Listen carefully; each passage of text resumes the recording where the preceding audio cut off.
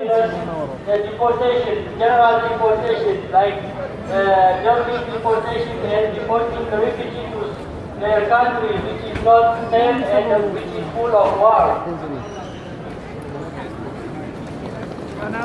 Also wir sind heute hier, um zu demonstrieren gegen verschiedene Abschiebungen, so wie es vorhin schon gesagt worden ist, gegen die Dublin-Abschiebungen und gegen die Abschiebungen in Länder wie zum Beispiel Afghanistan, wo die Menschen nicht sicher sind. Yeah, I'm from Ethiopia. As you know, Ethiopian people, what is going on in Ethiopia, the people are dying every day.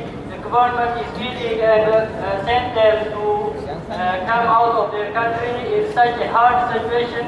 They cross Sahara Desert and they are dying in Mediterranean Sea.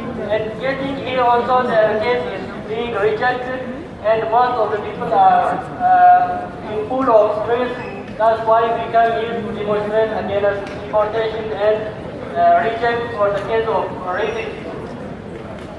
Ich bin aus Äthiopien und die Situation in Äthiopien ist sehr schwierig.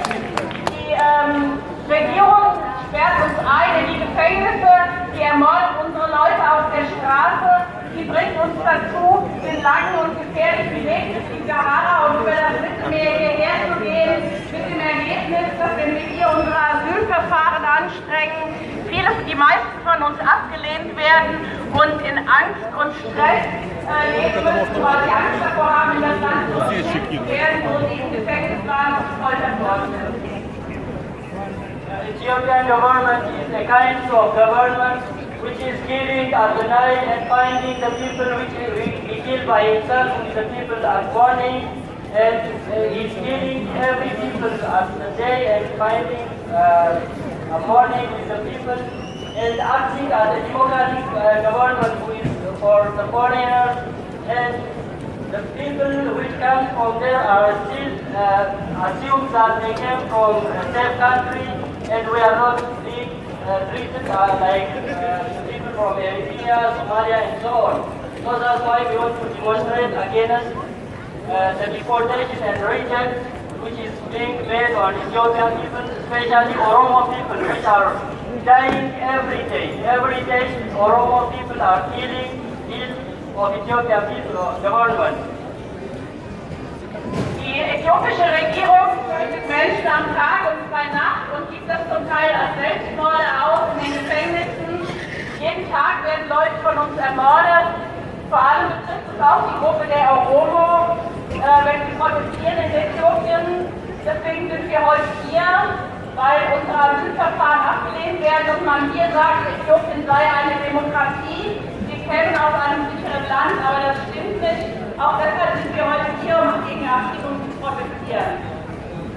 And the other is against the deportation of Dublin law. On daily basis, most of the people are being deported to Italy, Greece, and other unsafe countries. So they are being homeless and they are not treated as a human being. That's why we want to demonstrate against deportation of Dublin law.